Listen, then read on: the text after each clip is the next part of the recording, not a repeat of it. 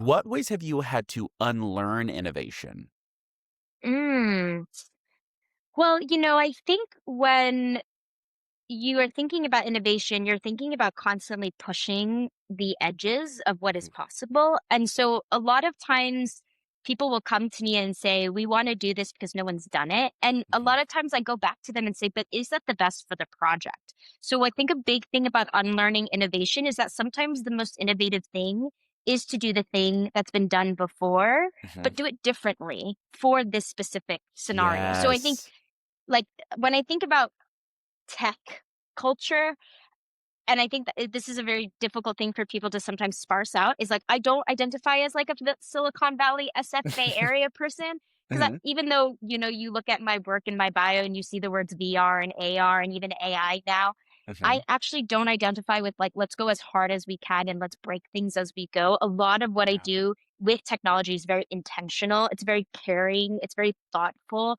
Mhm. And so for me, I'm constantly having to unlearn for myself sometimes when I want to go really fast and get to the end, but also bring people backwards to be like, let's think about what the story needs, or let's think about what Yeah. the social impact topic needs. Is this just because we feel like we should do it, or is this because this is the best route to go? Yeah. Um, and the last thing I would say about unlearning innovation, you think that innovation means things are going to get faster and easier. It actually means things are going to get a lot harder Mhm. and in some ways even go slower.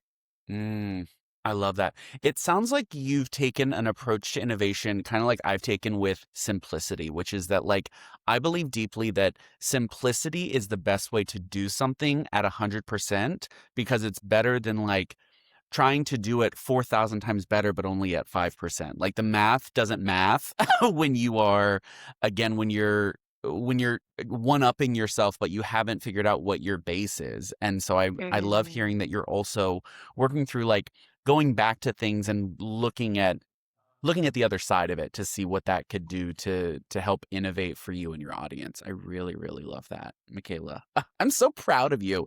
I know I said that like when we were getting ready to like record, but I just want to make sure everyone on the podcast hears me say how proud I am of you because the version of our lives that we shared together, again, performing and dancing with some of the world's most famous characters, to now us sitting here having this conversation is like feels crazy. Like I don't know 10 years ago that we would have that like either one of us would have realized that this is the conversation we're having.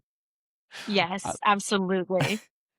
so Michaela, do you think that when you're working through obviously when you're working through projects, you've teams that you're working with and supporting and all those things. But when you really started innovating and framing the work that you're doing, did you feel like lonely? Did you feel like you were on an island at any point?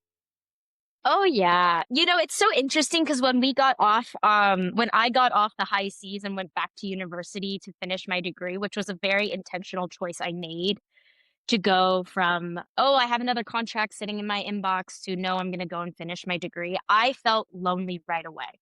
Right? No Mm, one understood this like jaw-dropping experience I had just had by dropping out of college, working every day, not having a break, doing what you just mentioned, and then having to go back to university. So the culture shock was real. And I think at that point, I was really like, you know what? It's okay to be a little lonely. It's okay mhm, that not everybody gets me or gets what I'm doing.